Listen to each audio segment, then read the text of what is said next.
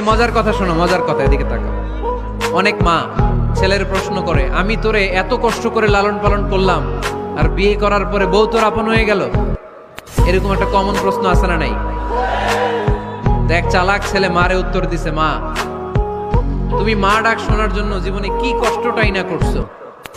আমারে তুমি 10 মাস 10 দিন পেটে ধারণ করছো, এত বড় বস্তা, খাইতে পারতা না, টয়লেটে যাইতে পারতা না, খালি বমি করতা, ওষুধ খাইতা। 10 মাস পেটে ধারণ করলা, 2 বছর দুধ খাওয়াইলা, আমার পেশাব পায়খানা পরিষ্কার করলা। এরপর 2 বছর বয়সে 3 বছর বয়সে আমার মুখে বোল ফুটলো, তখন আমি তোমারে ডাকতে শুরু করলাম, মা মা। এই মা ডাক শোনার জন্য তুমি এত কষ্ট করলা, আর পরের বাড়ির মাইয়া বাড়িতে আইসাই তোমারে ডাকা শুরু করছে মা মা।